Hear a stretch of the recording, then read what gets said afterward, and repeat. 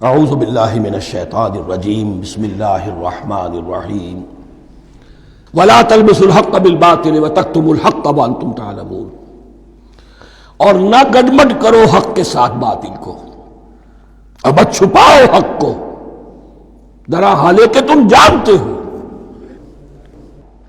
یہ بات اچھی طرح نوٹ کرنی ہے، جانتے بوجھتے کرنا، ایک ہے مغالطے میں کرنا، وہ ضلالت ہے، گمراہی ہے۔ ایک جان بوجھ کر کرنا، حق کو پہچان کر اسے رد کرنا، یہ پھر اللہ تعالیٰ کے غضب کو دعوت دینا ہے، ریت آف اللہ، اس کے غضب کو دعوت دینا ہے کہ حق کو پہچان کر اس کی نفی کی جائے۔ وانتم تعلمون، علماء یہود قرآن مجید میں آگے چل کر آئے گا، ایسے پہچانتے تھے محمد کو اور قرآن کو جیسے اپنے بیٹوں کو، یعرفونہ کما یعرفون ابناہم، ایسے پہچانتے جیسے اپنے بیٹوں۔ وَأَقِیمُوا الصَّلَاةَ وَآتُوا الزَّکَاةَ، دیکھو نماز قائم کرو، زکوٰۃ ادا کرو، وَارْکَعُوا مَعَ الرَّاکِعِینَ، اور جھکنے والوں کے ساتھ جھکو۔ یہ اول تو رکوع کو انہوں نے اپنے ہاں سے خارج کر دیا تھا، ثانیاً باجماعت نماز ان کے ہاں ختم ہو گئی تھی۔ وَارْکَعُوا مَعَ الرَّاکِعِینَ، جماعت باجماعت نماز کی طرف اشارہ ہے۔ أَتَأْمُرُونَ النَّاسَ بِالْبِرِّ وَتَنْسَوْنَ أَنفُسَكُمْ، کیا تم لوگوں کو نیکی کا حکم دیتے ہو، تقوی کی، پارسائی کی تعلیم دیتے ہو؟ میں کہہ رہا ہوں نا کہ اصل میں مخاطب کون ہے؟ علماء یہود۔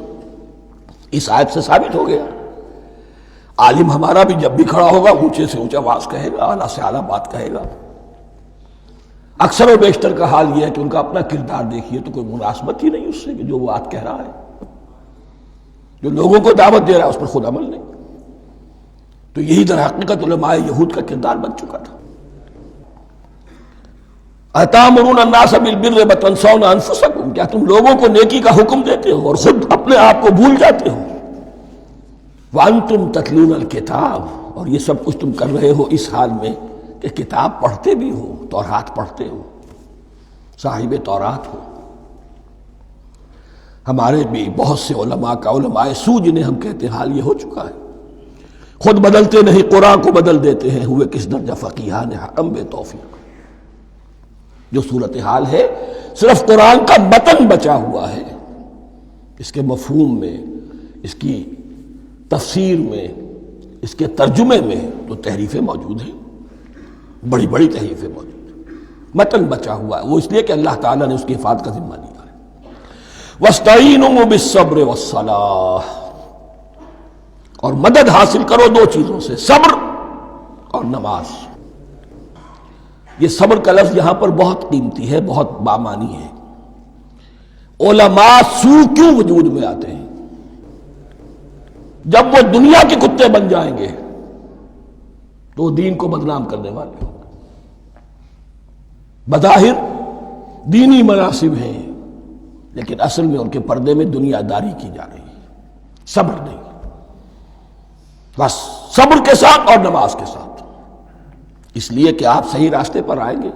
اگر کوئی عالم دین لوگوں پر تنقید کرے گا، لولا ینہاہم الربانیون والاحبار، کیوں نہیں روکتے ان کے علماء اور ان کے اولیاء اور صوفیاء ان کو حرام کھانے سے اور جھوٹ بولنے سے؟ اگر کوئی شخص روکے گا اس کو پھر نذرانے تو نہیں ملیں گے، اس کی خدمتیں تو نہیں ہوگی۔ اگر تو دنیا میں صبر اختیار کرنا ہے تب تو آپ حق بات کہہ سکتے ہیں، اور اگر دنیاوی ایمبیشنز ہیں تو پھر آپ کو کہیں نہ کہیں کمپرومائز کرنا پڑے گا۔ وَاسْتَعِینُوا بِالصَّبْرِ وَالصَّلَاةِ، صبر اور نماز۔ وَإِنَّهَا لَكَبِیرَةٌ، اور یقیناً یہ بہت بھاری شے ہے، بہت بھاری شے ہے۔ عام طور پر خیال یہ ہے کہ انہا کی ضمیر صرف صلاۃ کی طرف جاتی ہے، نماز بہت بھاری ہے۔ ایک رائے یہ ہے کہ نہیں، یہ پورے طرز عمل کی طرف جا رہی ہے، یہ طرز عمل کہ خود صبر کرو، اس دنیا میں صبر کرو، دنیا اور دنیا کے متعلقات میں کم سے کم پر قانے ہو جاؤ، اور حق کا بول بالا کرنے کے لیے میدان میں آ جاؤ، یہ طرز عمل۔ اور اس میں پھر نماز، الصلاۃ عماد الدین۔ وَإِنَّهَا لَكَبِیرَةٌ إِلَّا عَلَى الْخَاشِعِینَ، یہ یقیناً بہت بھاری چیز ہے، یہ روش، یہ رویہ بھی بہت بھاری اور نماز بھی بہت بھاری ہے، سوائے ان خشوع رکھنے والوں کے، ڈرنے والوں کے، جن کے دل جھک گئے ہیں اللہ کے سامنے۔ الذین یظنون انہم ملاقو ربہم، جنہیں یہ یقین ہے کہ انہیں اپنے رب سے ملاقات کرنی ہے، جیسا کہ میں نے شروع میں توجہ دلائی تھی، وَبِالْآخِرَةِ هُمْ يُوقِنُونَ۔ یہ ایمان بالآخرت ہے جو انسان کو سیدھا رکھتا ہے عمل کے میدان میں۔ الَّذِينَ يَظُنُّونَ أَنَّهُمْ مُلَاقُو رَبِّهِمْ وَأَنَّهُمْ إِلَيْهِ رَاجِعُونَ، اور جنہیں یہ یقین ہے کہ بالآخر اسی کی طرف ہمیں لوٹنا ہے۔ صدق اللہ العظیم۔